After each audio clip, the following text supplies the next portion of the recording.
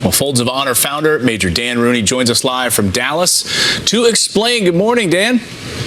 Morning. How are you guys? Doing great. Tell us what's going on here.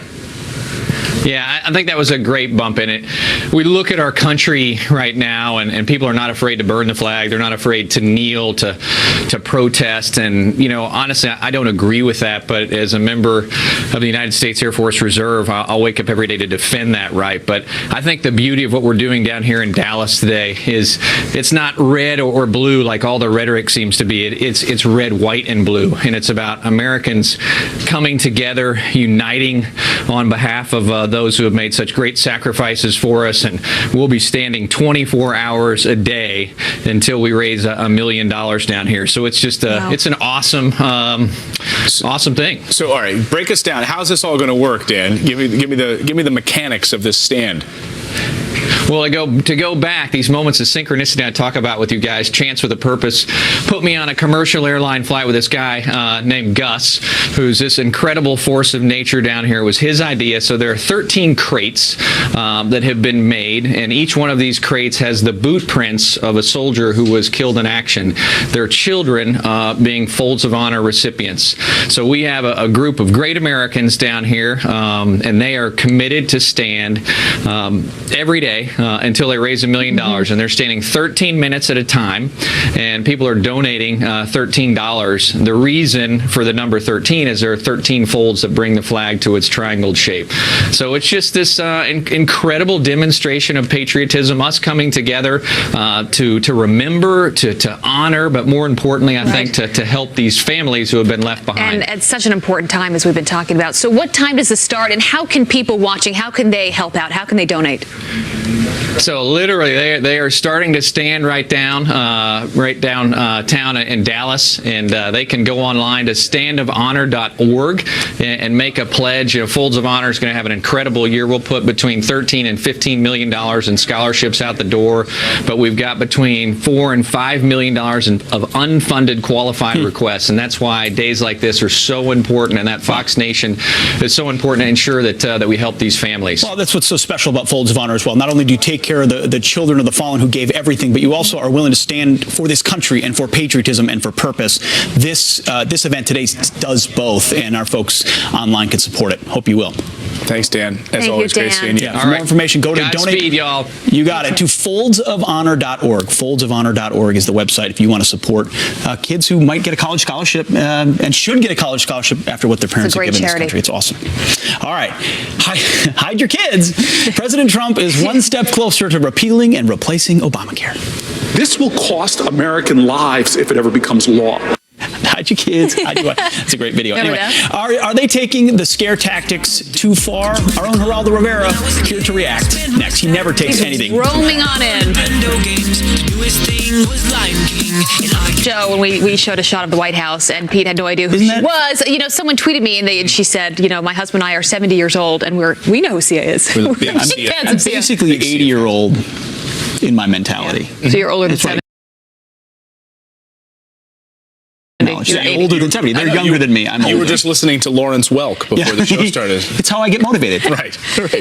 We got a jam-packed show for you. The rest of this hour, Geraldo Rivera is going to be up in just moments. We're going to dissect some of the week's news, but first, some headlines. First, some headlines, starting with new details that are emerging about the Navy SEAL killed fighting terrorist in Somalia. Military officials say that he was on a helicopter aiding Somali troops fighting the al-Qaeda-affiliated group Al-Shabaab. They say when U.S. forces dropped the Somali soldiers off at an Al-Shabaab compound, a gunfight broke out.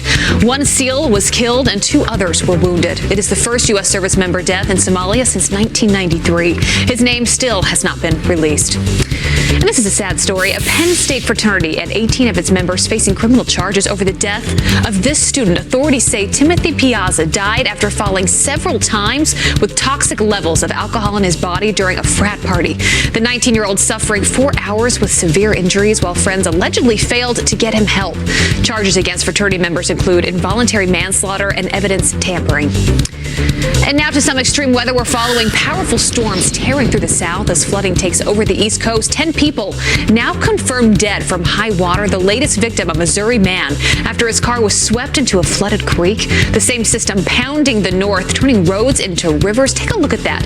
Right here in New York City, 3 inches of rain falling in just 3 hours. The storm leaving parts of Penn Station pretty much completely underwater. The front entrance was even closed to stop the water from pouring in. Unreal. And out with the old and in with the new, Crayola unveiling a brilliant blue-colored crayon to replace the yellow dandelion one that it removed from its classic 24-count box. The color was actually discovered accidentally by 2 chemists at Oregon State University back in 2009, but it still does not have a name, and the company wants you to come up with one. They are taking suggestions until June 2nd when they'll reveal the top 5. The winning name will be announced in September. I miss dandelion already. What do you think, Geraldo? What should we call that blue? Sky. Oh, that's simple and pretty. Skies are nice. You brighten our day. Geraldo Rivera here. Great to see you. Good morning. Good morning. I thought there was Rosemary's Baby before. This unearthly screaming and screeching. No. It was baby pigs or something. No, goats? we have What- goats. Goats. Why do we have goats here? Well, wait and see. because Alan, we have Goats for the Old Goat. We usually celebrate around Christmas time here on Fox and Friends, donating a goat as part of a gift. They just hit their 10,000th sale of a goat. We'll explain all that. Okay. coming It up does later. make a scary sound, though, Geraldo. I'll give you that. Speaking of similar scary sounds, it was a huge week for the president. He Huge week. didn't get it the first time. He went back to the drawing board, got a bill passed through the House of Representatives with 217 votes. But the screeching you heard there is similar to the screeching we hear True, from Democrats. true. We're going to play a quick montage of what they've been saying and screeching. get you to react. Okay. If the bill passed today in the House became law, thousands of Americans would die because they would no longer have access to health care. This will cost American lives if it ever becomes law. From the beginning, Trump Care was a moral monstrosity that will devastate seniors, children, and hardworking Americans. This crushing age tax will fall on some of the most vulnerable members of our society. This is a new time in politics where people are just blatantly lying and essentially producing policies that are going to kill people. Geraldo, death, pain, and suffering. Before I get to the hyperbole, I want to congratulate the President of the United States. His first legislative triumph. He herded the cats. He got the Freedom Caucus and the Tuesday group and the Wednesday group and the Thursday group and every other group. He was particularly brilliant. The last couple of guys, Fred Upton in Michigan and Billy Long from Missouri, to get those guys to agree. Fred Upton, better known to me as the uncle of Kate Upton, the model, voluptuous model. But put that aside. Your priorities, right? All right, Geraldo. All right. But I really think that what he did was magnificent. It really was art of the deal. He used his charisma to get the Republicans finally to do what they've been promising for 8 years to do. To me, the sad thing is that he did it to pass a bill that retreats. Pete, you and I disagree on what the states or the federal government's role should be in personal health care. Yeah. I think it should be single payer. I think everybody should have universal health care. That's not. This moves away from Obamacare, even, which was a pretty modest bill. Now, in terms of the So for conservatives, though, it moves in the right direction. it moves in the right away direction. From government It moves interference. the state away from being directly involved in providing health care. I get that. And I understand that there is a philosophical and ideological difference of opinion about it. Whether or not people will die, I think now becomes an issue of states' rights. If a state defunds the pre-existing condition clause as now they can, if they opt out of it, then you're going to have people with asthma or diabetes or ulcers or cancer or heart condition or drug addiction who are going to have a problem getting Right. Well, service. you bring that up because I want to mention Congressman Brian Mast, who, if anyone knows anything about pre-existing conditions, it is this congressman who served our country, lost both of his legs over in Afghanistan. I mean, I sat down and interviewed him a couple weeks ago. He's an incredible man. But he talked on the floor, basically eviscerating Democrats over pre-existing conditions. Geraldo, here's what he said. I, too, am a person with pre-existing conditions, and I believe it's not just something that I should do. It is a responsibility for me to be the staunchest advocate for people out there that have pre-existing conditions, and that is why I'm such an ardent supporter of this bill. I think every American and every person out there with pre-existing conditions should be asking themselves, how is it that they have coverage if every single insurance provider has pulled out of the market? If there's no entity to go out there and provide insurance, how is it that pre-existing conditions could possibly be covered? So he's pointing out what a lot of the mainstream media won't, which is that Obamacare has failed. That's why we're at this point. Certainly failing in many states. The problem is, there he is, and God bless him for his service to his nation and the sacrifice that he has made. But if Florida decides to opt out of funding pre-existing conditions, they get this block grant. The Upton Long compromise was another $8 billion in the kind of a high-risk pool. Yep. But if Florida says they're not going to play, then the congressmen and others won't. Isn't that on the governor and the state legislature? I mean, President Trump has said in our plan, we're not going to mandate anything, but we will cover pre-existing conditions. Let the states decide. Well, if you have faith in your state government, like in a high-service, high-tax state like New York, I don't think people will find any difference. They will be covered for pre-existing conditions, but New York State taxpayers will pay more for it. In other states, I don't want to name them because I might be imprecise, but other low-service states, who are low-income tax states, the odds are, I heard, what's his name, Walker in Wisconsin, saying that he was contemplating opting out of covering pre-existing conditions. That's Scott Walker in Wisconsin. So I don't think that people can rest assured. Yes, it is a states' rights issue under the House proposal, but I'm not so sure you can have faith in your state. Let's talk about late night comedians. Okay. Nice transition, please. Was I just cracking you up? Yeah, well, they're always, presidents are always the butt of jokes. Johnny Carson, going back to Steve Allen days, presidents have always been the butt of jokes on late night television, but it seems in this first 100 days that President Trump perhaps has way more attack lines thrown at him than presidents past. Take a look at from George Mason University. They analyzed the first 100 days. Late night jokes, over 1,000 already. Now look at Obama. That's for 1 year, 936 jokes in 2009. For just 1 year, he's already eclipsing them. Should he embrace this? I think so. First of all, Trump's the first movie star we've ever had. That's why I predicted he would win the Republican primaries, because a movie star is different. A movie star is a man or woman who has this amazing charisma, and they are bound for greatness, and there's something about them that catches your eye, and you can't take your eyes off them. Donald Trump rates. So a lot of this comedy, like the obscene thing that Stephen Colbert said about the holster and so forth about the President Vladimir Putin. The reason Stephen Colbert went into dirty Trump jokes is that it saved his franchise. Stephen Colbert in late night was trailing behind Jimmy Kimmel, certainly trailing behind Jimmy Fallon. He started on this Trump, obsession, and it rates. People are tuning in. There's a Comedy Central show just on making fun of the president. So should President Trump embrace to say, you know what, I'm breaking records. Are there more jokes being thrown at me than any president in history? I'm winning. I guess the problem, what you don't want to be is a caricature. And what I think, and where I started today, congratulating the president on his legislative triumph, it is undeniable when you see Donald Trump in action now, whether he's dealing with the Chinese president, whether he's dealing with the prime minister of such and such a country, he has become much more presidential, become much more comfortable in the role of chief executive, commander-in-chief. It is getting harder and harder to make fun of him in that regard.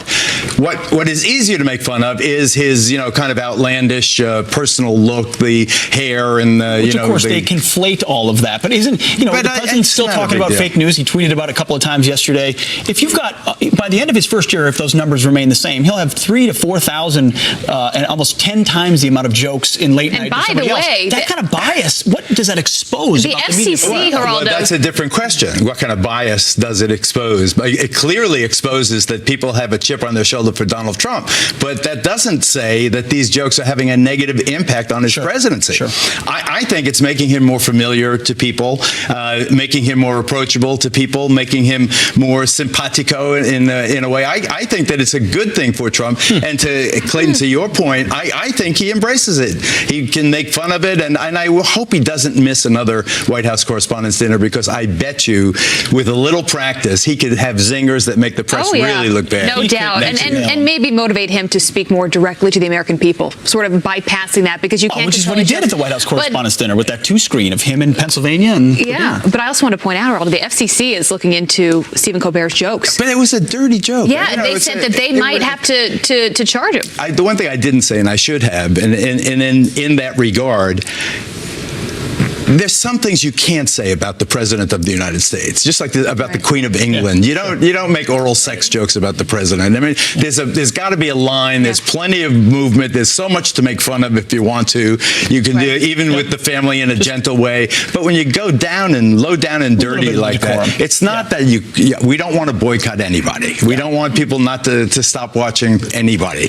But it is a joke that I think Stephen Colbert regrets he told. I would hope he does. Geraldo, thank you very much. Hey, thank you.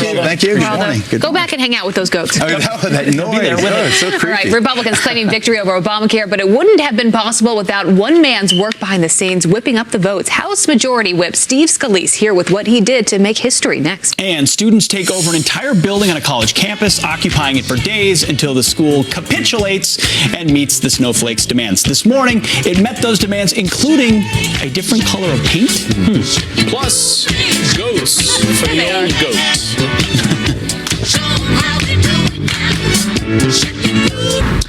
A big day on Capitol Hill for House Republicans on Thursday when the party took its first major step in repealing Obamacare. And here with us now is the man who whipped the votes, House Minority Whip Steve Scalise. Good to have you here, sir.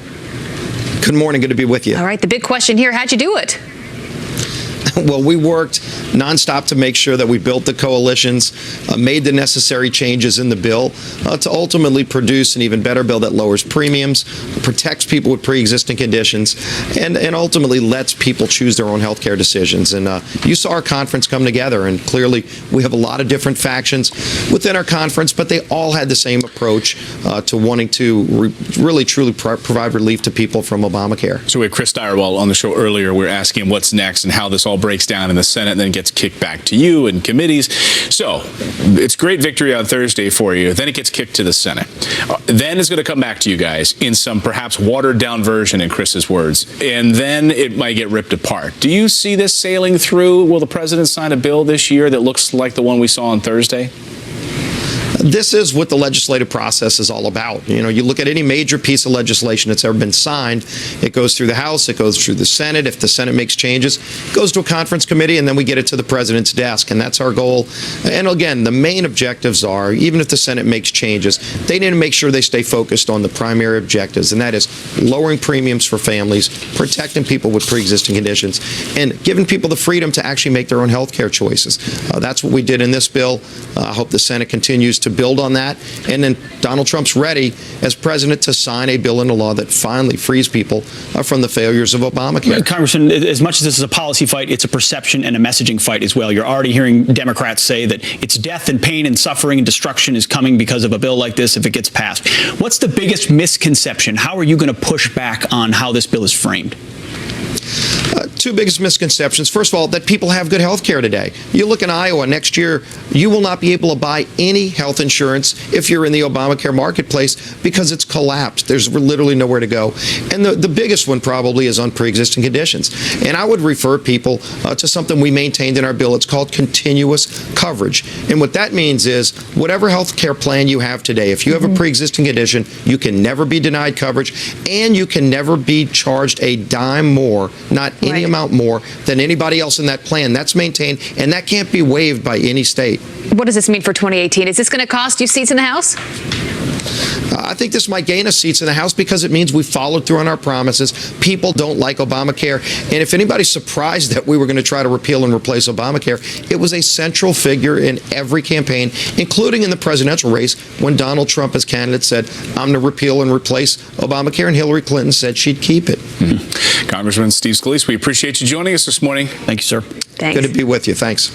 All right. Victims of the San Bernardino terror attack suing social media companies claiming they played a role in recruiting the terrorists. Do they have a case? The father of one of those victims joins us next.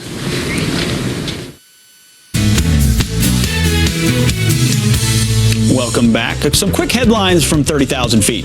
An airport looking to make bank on items confiscated from customers. Phoenix Sky Harbor International Airport putting everything up for auction that was collected by TSA officials. The auction includes items like designer brand names, handbags, and even bowling balls. And a Southwest pilot celebrating a major milestone with one shocked passenger on a flight from Denver to Pittsburgh. The past 22 years I've been flying with Southwest. Today is a special day. Ever since I started with Southwest, I've kept track of the passengers I've flown, and today I'm flying my 1 millionth passenger. Very cool. Captain John Ritchie, a former Air Force pilot, gave his 1 millionth passenger a bottle of champagne and an envelope full of cash, covering the cost of her ticket. Imagine sitting down, you got your drink, you got your cash, 1 millionth passenger, pretty good deal. Clayton, over to you.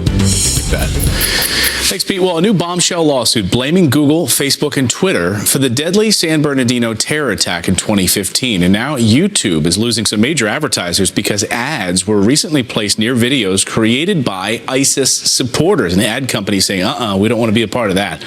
Our next guest's daughter, Sierra, was one of the 14 people who died during the San Bernardino attack.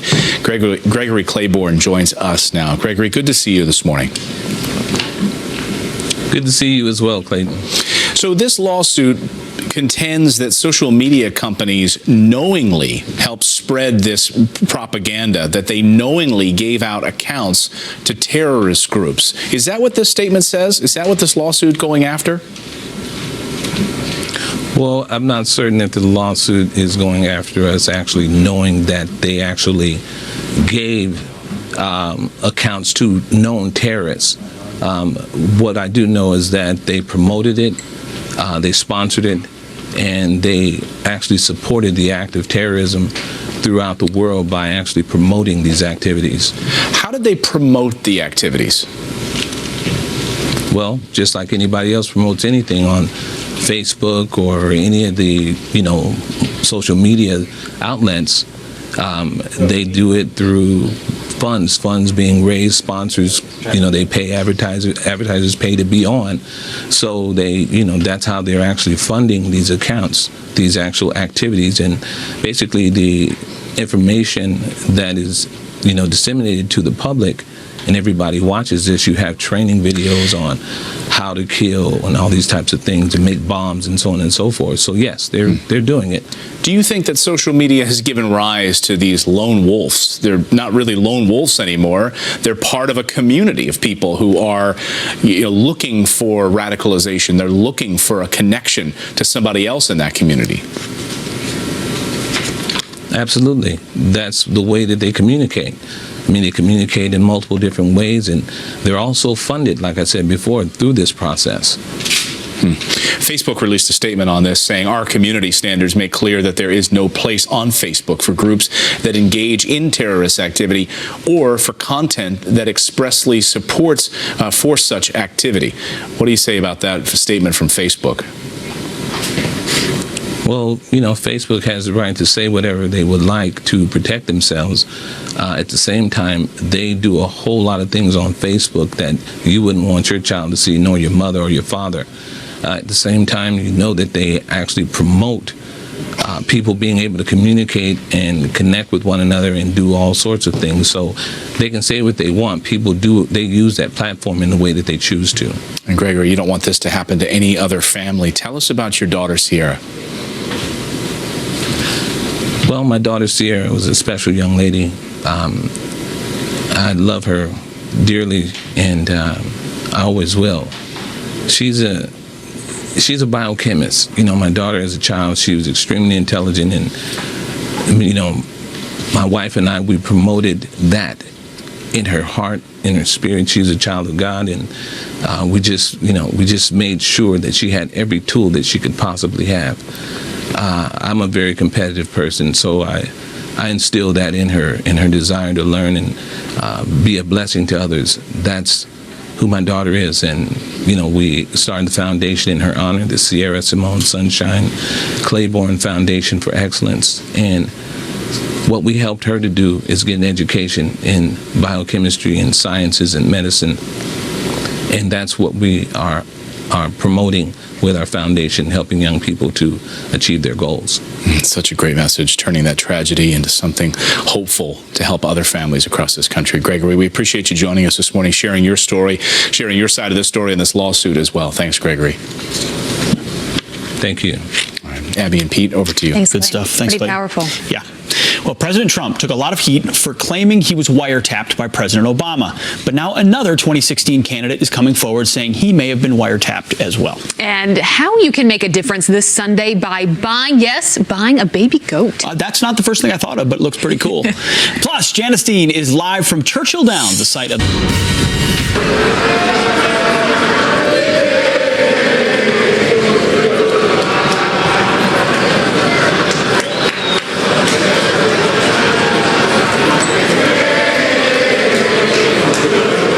It's not a basketball game. Yeah. Like a high school sounds basketball like one, game, though, doesn't it? It's about the maturity level with that. Yeah, that was right after the bill was passed on the House floor. You heard the hey, nah, goodbye. A lot of people wondering, where is that coming from? Who's saying it? Some assumed, ultimately, it was the Democrats saying, hey, goodbye to your 2018 prospects in the midterm elections, they think, to Republicans. But some Democrats got it wrong out the gates, including a state senator from California who assumed, how dare those Republicans chant that way? Take a listen. I find it morally repugnant that GOP members of Congress started singing on the congressional floor of the House of Representatives after the vote. They started singing, goodbye to this issue, to Obamacare. That's un-American. That's not who we are. Oops, you got it wrong. I love the charge of Wrong un-American, party. too. You get to decide what's American and It's non-American. repugnant and non-American when he finds out that it was his own What do you party. think the look on his face was when they Right. told him, actually, you got that was completely wrong? Democrats that were chanting that. Someone get him on the record with the question of, do you still feel like it's un-American? I think we know. The He just other got way word. around? He says, "Oh, he thinks it was fabulous, it was fantastic." Oh, you got that right away? Right. It was immediate. Clayton's He just said skills are something pretty unparalleled. ridiculous, though, on Sanctuary Cities just like 2 weeks ago. He's certainly getting out there, making himself known. When I first saw that, though, I didn't know who said it, and I thought it maybe would make more sense if Republicans were waving goodbye to Obamacare. But ultimately, think about how political that statement is. That whole chant is, we're not worrying about the bill and pre-existing, we're worried about the 2018 midterms? That's what you're chanting on the House floor? We're not worried floor? about voters. We're not worried about people that have these issues or are struggling to pay their premiums right now. Sorry about your reelection. Right. It's like, really? This is Let us why know what you people think are about so frustrated with Washington, Friends D.C. at foxnews.com is our email address. Yeah. All right, to some other headlines this morning. Kentucky Senator Rand Paul believes that the Obama administration may have been spying on his presidential campaign. The senator tweeting this: I have formally requested from the White House and the Intel Committee's info on whether I was surveilled by Obama administration and or the Intel community. Well, last month, Paul sent a letter to President Trump asking him to investigate a claim that his name was unmasked in intelligence reports collected under the Obama administration. And the left is outraged after the Trump administration fired the White House chief usher, who also happened to be the first woman to hold the post. Angela Reed was let go after serving in the White House since 2011. Well, it turns out that Reed reportedly was very close to the Obamas and had allegiances to the Democrats. Well, the Trump administration says she left under good terms, and Reed has not denied those reports. Also this morning, caving to the liberals, snowflakes on campus. University of California, Santa Cruz agreeing to demands of the Black Student Alliance after they stage a sit-in at their administration building. They told our own Tucker Carlson they were not leaving without a fight. Staying here until our demands are met, and that's pretty much period. Right. No options. It's not questionable. We asking for 4 simple demands, basic demands of the students here on this campus. Well, I'm sure they will cave to all of your demands, including new paint colors. Well, Tucker was spot on. The school now allowing students to paint a Rosa Parks house on campus to red, black, and green, the colors of Black liberation. They're also adding educational diversity orientation for the freshmen. And there's this: a zebra on the loose. Authorities forced to chase an escaped zebra through a Florida neighborhood. People taking video of it sprinting across yards, even charging one man before hitting a truck on the highway, injuring that driver. Well, wildlife experts able to safely corral it. The zebra is just fine and was returned to a local circus. It's unclear, though, how it escaped in the first place. You know, animals makes you think of April the giraffe. How's she doing? Right. We need an update on We that. need to check in on that. Yeah. Thanks for reminding me. You know what I'm most concerned about, the moment I've been looking forward to for most of the show, is how to make mint juleps. Our own Janice Dean is now down at the Kentucky Derby at Churchill Downs. We've got some Woodford Reserve up here with some mint juleps. Tell us how we make them, Janice. Are you gonna cheers and drink some of that? Of course. Of course you are. Yeah, but so now we're gonna go full screen so you can actually drink it. Is that $1,000? That's the first time I've ever had a mint julep. It's fantastic. Yes. first of all, I want to show you, this is the official program. It just came out moments ago for the Kentucky Derby, the 143rd. Churchill Downs is where we are. And Tim Laird is the CEO, the Chief Entertainment Officer. You are here today. You know what I love, Tim? What? I love horses. I love the Kentucky Derby, and I love mint juleps. So talk to me, sir. I do. I will tell you all about mint juleps. I'll tell you what. Now, if you're going to have a derby party at home, here's an easy way to make mint juleps. You don't have to do all the muddling and mess with the sugar. Make a mint simple syrup. Okay. Basically, it's 1 part sugar, 1 part water, and 1 part mint.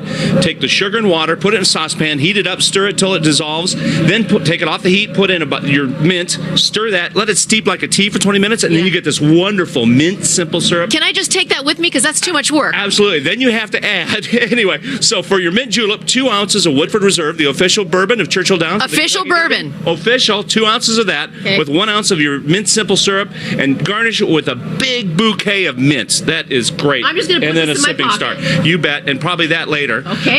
Anyway, but that now you over here have a $2,500 mint julep and a $1,000 mint julep, just like on set, and these are gorgeous. But those actually, you get to keep the commemorative cup, but it also goes to charity. We're donating this year to the Kentucky Derby Museum, so it's for a good cause, and it really is a good cocktail too. Now, wait a minute. This is sold out, so people can't get this anywhere. They can't get the $2,500 one, but there's a few. If you're at Churchill Downs, you can get a few more of the silver $1,000 mint juleps. So very delicious. So each sip's about maybe $250 a sip. So anyway. What are you going to be doing later on today? Betting on the horses? I'm going to be betting on the horses, have some fun, taking all the pageantry of the Derby and checking out all the hats, and it's just a wonderful time here. This is your 19th year, right? It is my 19th year at the Derby. Lots Now of look at Derby that. fun. Pete is already lightheaded. Of course. Janice, thank you for setting these. I don't know how you kept it cold and got it all the way here, but it is fantastic. Thank you for Woodford Reserve for Listen, making these. $2,500. This is the most expensive Isn't drink it- I've ever had in my You'll life. ever have. Does it taste like it? It does taste like $2,500. Cheers. Cheers, It's like Janice. a warm hug, isn't it? Yeah. Oh, that's a great way to Cheers, describe my friend. Cheers. Cheers. Happy Derby Day. Janice, you are officially our new favorite You're a true correspondent. Thanks to Woodford, and I love this bottle, by the way. A Woodford Old Fashioned, there's nothing like it. Making a Woodford Old Fashioned. Try it. Next time you order an Old Fashioned when you go out for dinner, try it with Woodford. Paid for by Clayton Morris. Yeah, I love that. Yeah, our control booth, we get a shot. They were like, can you send these They're down like, can there? you get that downstairs? Send it down at the control room. I'm going to enjoy it up here. Sorry, guys. We're keeping this to ourselves. Coming up here on the show, he promised and he delivered. We're going to win so much, you may even get tired of winning. And you'll say, please, please, it's too much winning. We can't take it anymore. This tastes like winning in a gold cup. The latest win, unemployment hitting a 10-year low. But that's not even the best part. Trish Regan is going to break down the real headline. Oh, look at Trish. Wow. She should have a mint julep. She is looking beautiful. And Mother's Day, believe this, right around the corner. And we have got the perfect gift. Oh, yeah, a baby goat. You're going to come back for this. For Mother's Day. Mothers everywhere. Get ready. I love it. I want some more of it.